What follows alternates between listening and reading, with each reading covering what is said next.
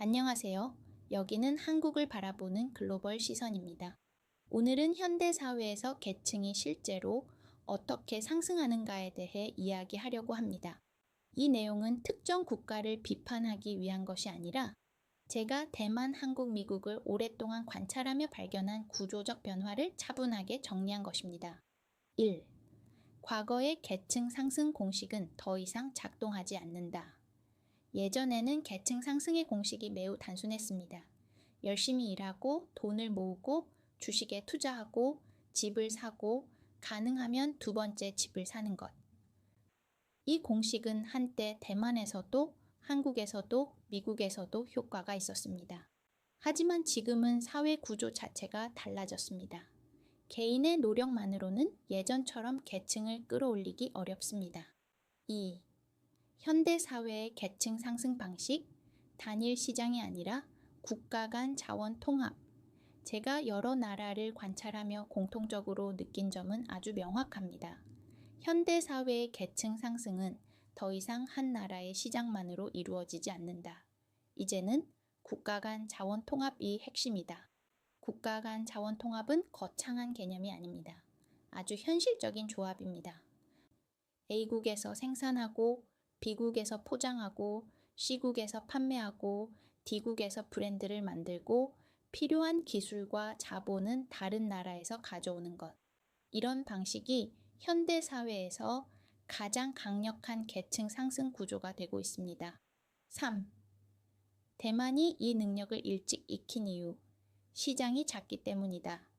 대만이 특별히 뛰어나서가 아닙니다. 대만은 시장 규모가 작기 때문에 국가 간 자원 통합을 자연스럽게 배워야만 했습니다. 대만은 2,300만 명의 작은 시장입니다.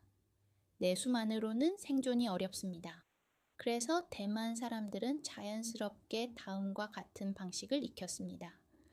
중국에서 생산하고 대만에서 브랜드를 만들고 동남아에서 판매하고 미국에서 새로운 시장을 찾고 일본에서 기술 협력을 하고 이것은 전략이 아니라 생존 본능입니다. 시장 규모가 작으면 자연스럽게 국경 밖으로 눈을 돌리게 됩니다. 4. 한국이 이 능력을 늦게 접한 이유. 시장 구조가 다르기 때문이다. 한국은 대만과 구조가 완전히 다릅니다. 한국은 5천만 명의 시장을 가지고 있고 강력한 대기업 중심의 산업 구조가 있습니다. 이 구조는 자연스럽게 다음과 같은 흐름을 만듭니다.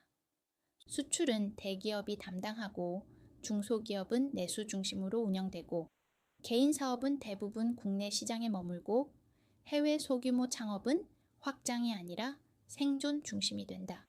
이것은 한국인의 문제가 아니라 한국의 경제 구조가 만들어낸 자연스러운 결과입니다. 하지만 구조가 어떻든 지금 세계는 이미 국가 간 자원 통합이 필수인 시대로 바뀌었습니다. 5. 미국의 사례, 제도 자체가 계층 상승을 돕는다. 미국은 국가 간 자원 통합이 가장 쉽게 작동하는 나라입니다. 그 이유는 미국인이 특별해서가 아니라 제도 자체가 개인의 확장을 허용하기 때문입니다. 대표적인 예가 바로 DSCR 로엔입니다. DSCR 대출은 개인의 월급을 기준으로 하지 않습니다. 대출 심사의 기준은 단 하나입니다.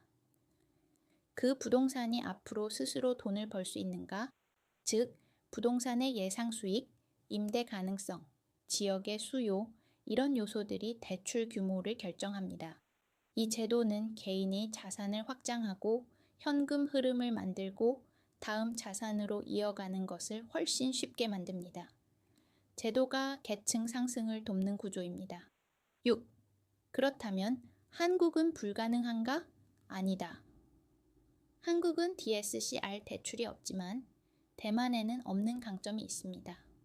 강력한 수출 산업, 세계적 영향력을 가진 문화 콘텐츠, 높은 교육 수준, 빠른 기술 적응력, 글로벌 브랜드 경험.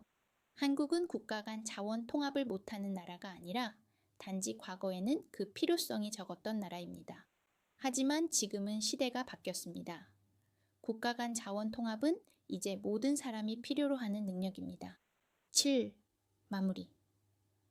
오늘 이야기한 내용은 한국의 문제를 지적하기 위한 것이 아닙니다. 대만의 장점을 자랑하려는 것도 아닙니다. 미국의 제도를 이상화하려는 것도 아닙니다. 그저 제가 여러 나라를 관찰하며 발견한 현대 사회의 구조적 변화를 차분하게 정리한 것입니다. 현대 사회의 계층 상승은 더 이상 한 나라의 시장만으로 이루어지지 않는다. 이제는 국가 간 자원 통합이 핵심이다. 다음 영상에서는 한국인이 어디서부터 국가 간 자원 통합을 시작할 수 있는지 구체적으로 이야기해 보겠습니다.